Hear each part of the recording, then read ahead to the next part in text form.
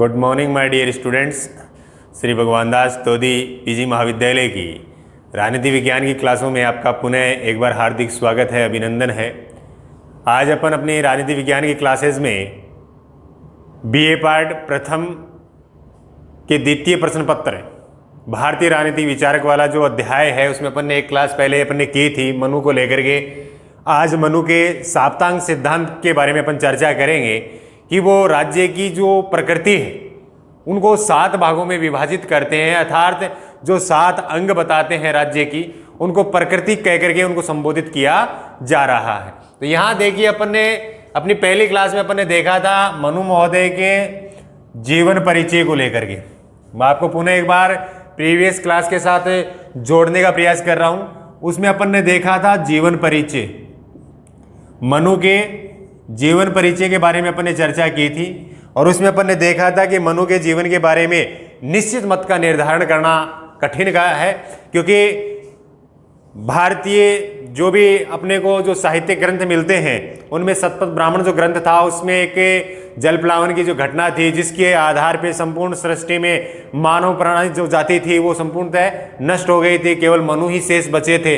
तो इस प्रकार उन्हें मानव सृष्टि का जो कहते हैं अपन रचयिता के तौर पर भी माना जाता है। इन्होंने मनुस्मृति की रचना की थी, उसमें जो उनके विचार हैं उनको अपन यहाँ देखने का प्रयास कर रहे हैं। राजा संबंधी विचारों को अपन ने देखा था, राज्य और राजा को लेकर के उनके जो विचार थे उनके संदर्भ में उन्होंने बताया था कि राजा को किस प्रकार से कार्य करना चाहिए और राज्य अर्थात राजा की जो उत्पत्ति थी उसके लिए इन्होंने दैवीय सिद्धांत का समर्थन किया है, अर्थात राज्य राजा दोनों के लिए एक ही शब्द काम में लेते हैं और दैवीय सिद्धांत के आधार पर राज्य की उत्पत्ति बताते हैं। और राजा जो है उसमें अलग अलग देवताओं के गुणों की भी चर्चा की थी कि किस प्रकार से राजा जो है वो ईश्वर से भी ज़्यादा शक्तिशाली है, क्योंकि उसमें अलग अलग देवताओं के अंश जो है वो राजा में पाए जाते हैं। तो ये सारी चर्चाएं जो थी अपन ने इससे पहले वाली जो क्लास थी उसमें अपन ने की थी। तो इस क्लास से जो विद्यार्थी इस क्लास में पहली बार जुड़ रहे हैं वो पहले प्रीवियस क्लास के साथ जुड़ने का प्रयास करें ताकि आप ये समझ सकें कि मनु का वास्तविक जो जीवन परिचय था उसके बारे में किस प्रकार के मत मतांतर जो चलते हैं वो अपने को देखने को मिलेंगे। उसके अलावा मनुस्मृति को कितने भागों में विभाजित किया गया था वो देखने को मिलेगा। इसके अलावा मनु ने राजा के संदर्भ में किस प्रकार के विचार व्यक्त किए हैं, किस सिद्धांत का समर्थन किया है, उन चीज़ों को आपको वहाँ जानने का जो समय है उसके साथ आप उससे जुड़ सकते हैं। आज की क्लास में अपना प्रयास रहेगा और यहाँ अपन आज चर्चा करेंगे मनु के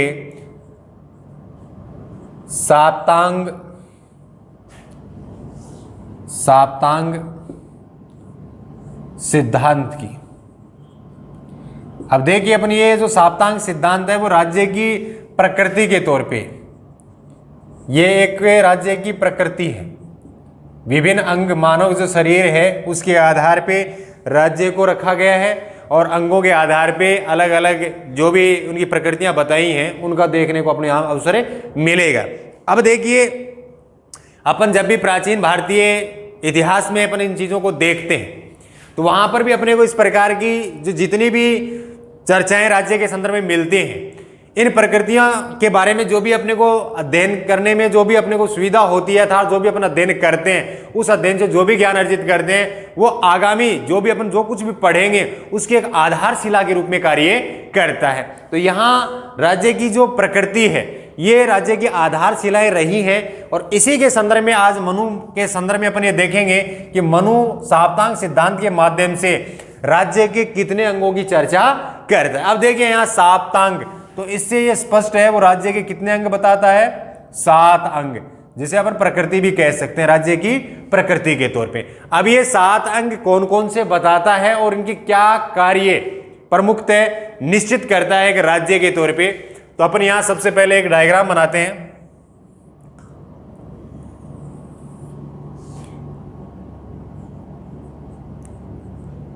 साप्तांग सिद्धांत सबसे पहले अपन देखेंगे 1 नंबर पे वह है स्वामी, यानी ये स्वामी कौन है, राजा। राजा के लिए किस शब्द का प्रयोग कर रहा है, स्वामी। एक बार मैं बोर्ड पे लिख देता हूं, उसके बाद अपन इसकी चर्चा करेंगे कि इनके बारे में और क्या क्या कहता है। दूसरे शब्द के तौर पे शब्द इस्तेमाल करता है अमात्य, अर्थात इसको अपन क्या कहते हैं, मंत्री। तीसरे शब्द के तौर पे अपन को देखने को मिलेगा पुर, अर्थात राजधानी की चर्चा की जा रही है। चौथे शब्द में अपन देखेंगे जनपद, इसको राज्य कहकर के संबोधित करता है। जनपद अर्थात जनसंख्या या भूभाग, उनकी चर्चा की जा रही है। 5 नंबर पे अपन देखेंगे कोष, और 6 नंबर पे दंड, और 7 नंबर पे मित्र।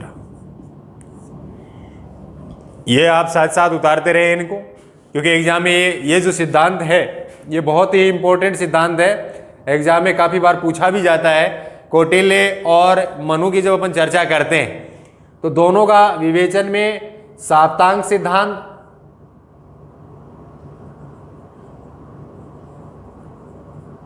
साप्तांग सिद्धांत और परराष्ट्र नीति,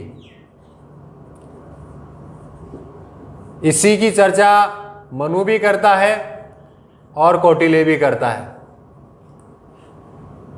इसी की चर्चा मनु भी करता है और कौटिल्य भी करता है।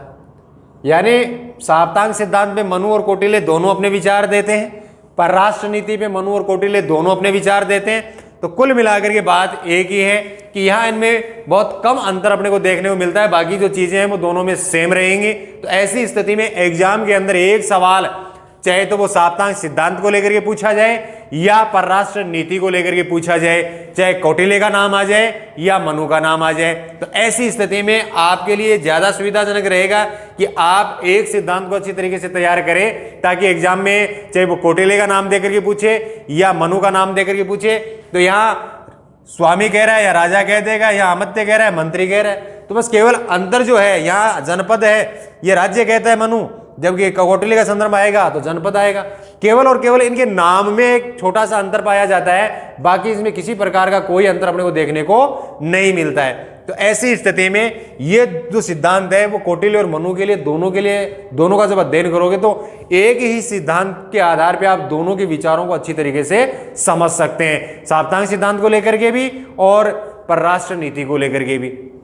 अब देखिए मनु यहां स्वामी के संदर्भ में क्या कहता है। स्वामी भी राज्य का, यानी कि जो साप्तांग सिद्धांत के आधार पर राज्य को शरीर के रूप में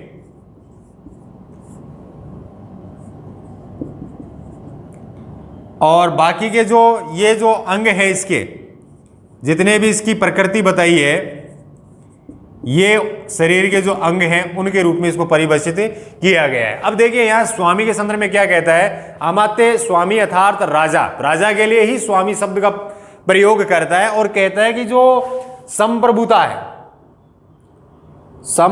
है उसका प्रयोग करता कौन है, स्वामी अर्थात राजा। संप्रभुता का तात्पर्य क्या होता है, एक ऐसी सर्वोच्च शक्ति के रूप में होती है जो अपने आंतरिक और बाह्य दोनों प्रकार के निर्णय लेने में व्यक्ति जो होता है वो स्वतंत्र होता है, उसमें किसी प्रकार का कोई दबाव नहीं होता है, तो वहां अपन उसको संप्रभु कह सकते हैं। और यहाँ ये जो संप्रभुता है ये राजा में है। राजा अपने राज्य के, ये जो राज्य की जो सीमा है ये उसका आंतरिक क्षेत्र है, और यहाँ दूसरे जो राज्य हैं ये इसका बाह्य क्षेत्र है।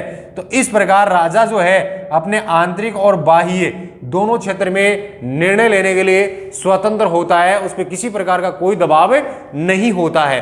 तो यहाँ ये जो संप्रभुता का जो प्रयोग करता है, ये प्रयोग करता भी किसको बताया है, राजा को बताया। अर्थात अपन कह सकते हैं राजा एक शक्तिशाली के रूप में, शक्ति संपन्न के रूप में उसको स्थापित किया गया है, जिसको वह स्वामी कहकर के संबोधित करता है, और संप्रभुता जो शक्ति है उसका प्रयोग करता मानता है, उसका कर्ता धर्ता मानता है। इसके बाद दूसरे को अपन देखते हैं अमात्य, अर्थात जिसको अपन मंत्री भी सुनते हैं। तो यहाँ ये क्या कहता है कि राजा है जो भी अपने राज्य की संपूर्ण शासन व्यवस्था का जब संचालन करेगा तो वह सभी निर्णय जो है वो अकेले नहीं ले सकता, अर्थात राज्य के समस्त जो कार्य हैं उसे वह अकेला संपन्न नहीं कर सकता। तो ऐसी स्थिति में राजा को संपूर्ण राज्य की गतिविधियों पर अपना ध्यान रखते हुए उसकी व्यवस्थाओं को सुचारू रूप से संचालित करने के लिए योग्य मंत्रियों की नियुक्ति करनी चाहिए। अर्थात यहां मनु ये भी कहता है कि मंत्रियों की जो संख्या है वो 7 या 8 होनी चाहिए, जो राजा को प्रशासनिक कार्य जो भी हैं उनके संदर्भ में जो भी सलाह है, उचित सलाह है, वो समय समय पे राजा को देते रहें। तो इस प्रकार वह इसको भी एक प्रकृति के रूप में, एक अंग के रूप में इसको स्थापित करता है। तीसरी चीज है पूर, अर्थात इसको अपन यहां मैं नाम लिख देता हूं आपको, राजधानी।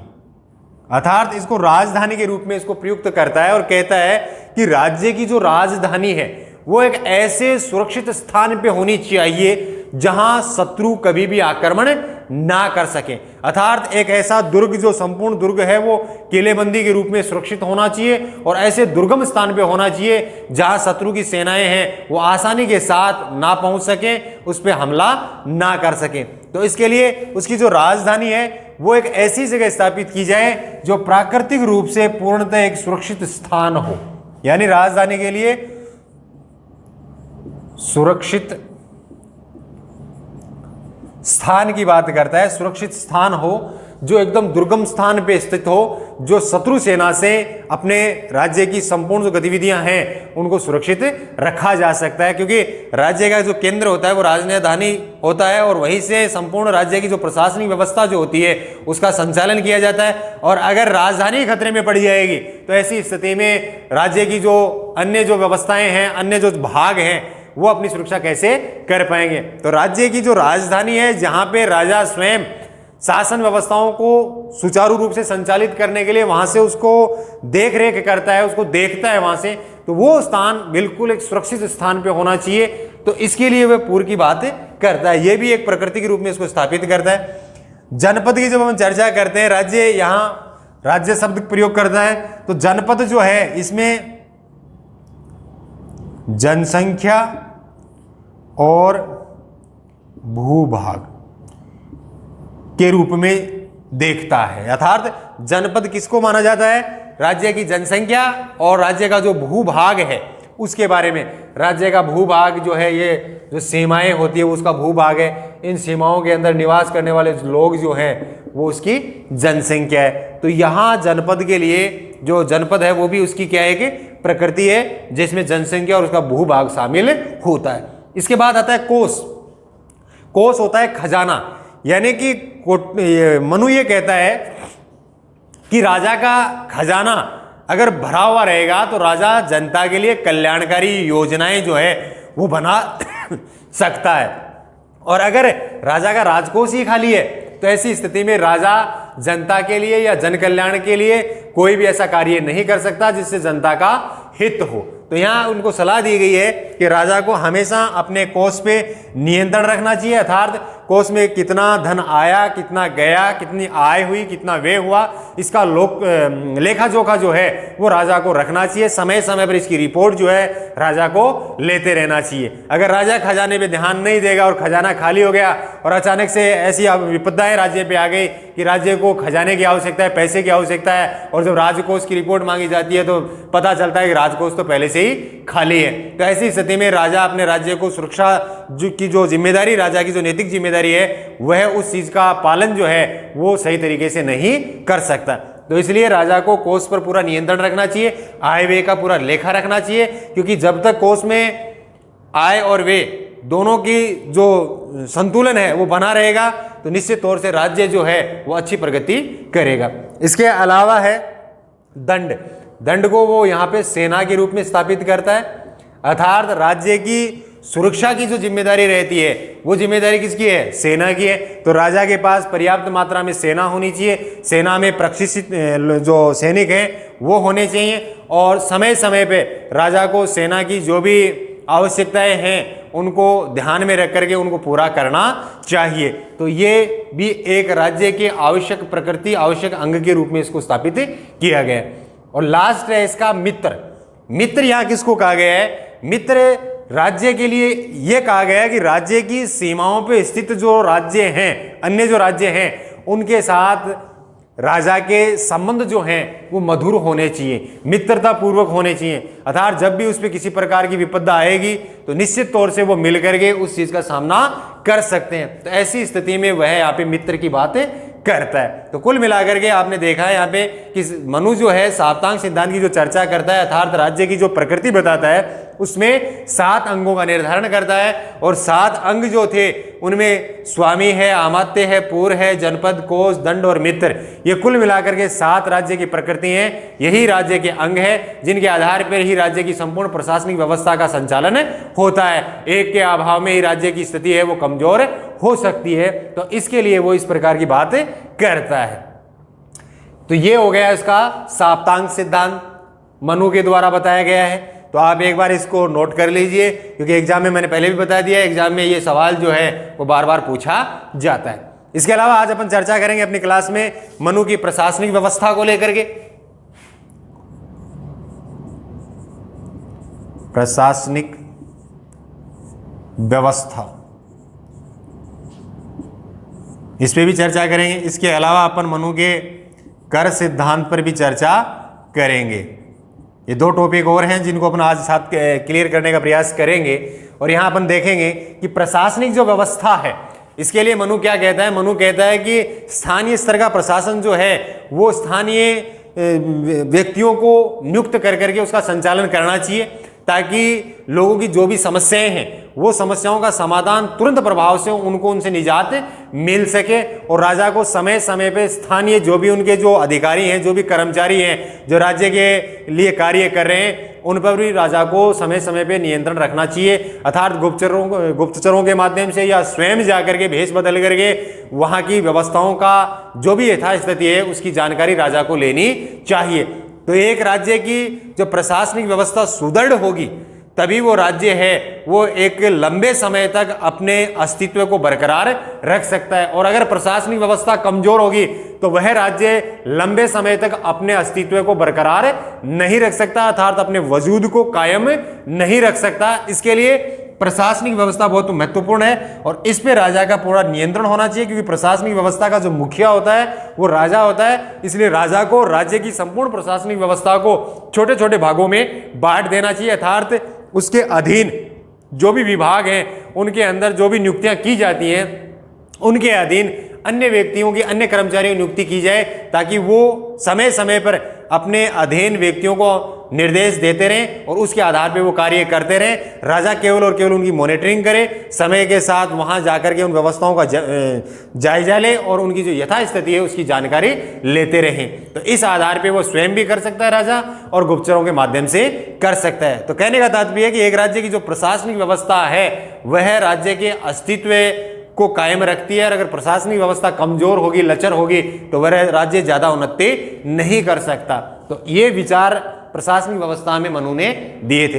इसके अलावा जो कर सिद्धांत है, यह भी मनु ने यह कहा कि अगर राजा कर नहीं लेगा और अगर प्रजा पर अत्यधिक करों का भार डाला जाएगा तो ये दोनों ही क्या है, अहितकर है, दोनों का ही जो विकास है वो अवरुद्ध हो जाएगा। कोई राजा है, कोई कुर्सी पे बैठा है, तो यहाँ जो इसका कोष है, ये कोष कर के माध्यम से ही कोष में जो पैसा है वो आता है। और अगर राजा कर ही नहीं लेगा तो ये कोष धीरे धीरे क्या हो जाएगा, खाली हो जाएगा। और अगर राजा राजकोष को भरने के लिए अत्यधिक कर जनता पे लगाता है तो उसके परिणाम भी राज्य के हित में नहीं होंगे। तो इस प्रकार वो कर सिद्धांत के लिए कुछ सिद्धांत प्रस्तुत करता है, उनकी अपन चर्चा कर लेते हैं।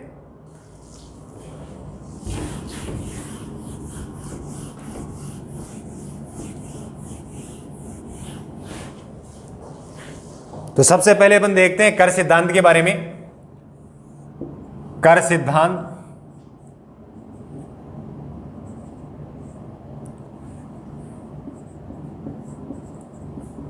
कर सिद्धांत में सबसे पहले है प्रजा रक्षण सिद्धांत। इसमें क्या है, इसमें देखो स्थिति अपने आप स्पष्ट हो रही है। प्रजा रक्षण, प्रजा का मतलब जनता, रक्षण का मतलब रक्षा, यानी राजा प्रजा रक्षण सिद्धांत के आधार पे जो कर लेता है उसका सीधा सा तात्पर्य है जनता की रक्षा करने के लिए, जनता की सुरक्षा करने के लिए जो कर लिया गया है। यानी ये कर जो लिया गया है वो इस आधार पर लिया गया है कि इस कर के बदले आपकी सुरक्षा की जाएगी।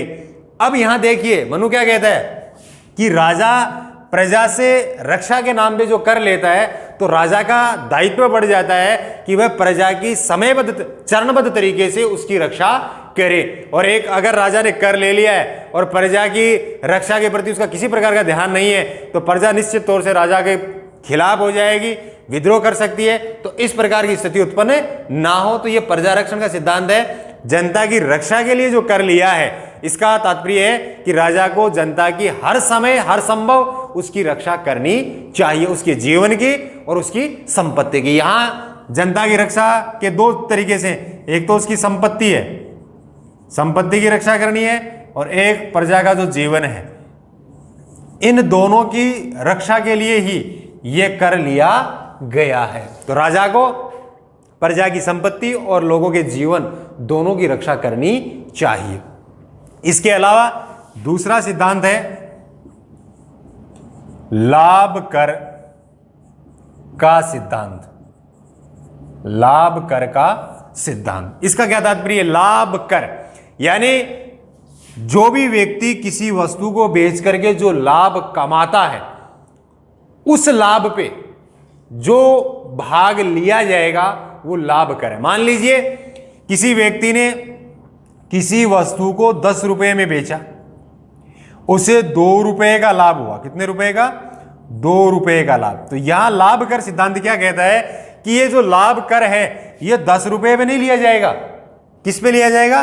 केवल और केवल 2 रुपए पे लिया जाएगा। तो कहने का तात्पर्य है कि व्यक्ति किसी वस्तु को बेच करके जो लाभ कमाता है उस लाभ से कुछ भाग राजा को लाभ कर के रूप में राजा ले सकता है। तो इस प्रकार ये लाभ कर का सिद्धांत है, अर्थात वस्तु के बाजार में बिकने तक और उससे तैयार होने में जितना खर्चा आया संपूर्ण पे कर नहीं है, केवल और केवल जो प्रॉफिट हुआ है उस पे कर लिया गया है, वो है लाभ कर का सिद्धांत। इसके अलावा तीसरा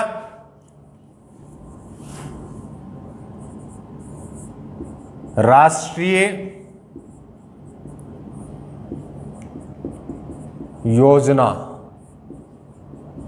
पर कर, यानी राष्ट्रीय योजना का मतलब है राजा जो भी जन कल्याणकारी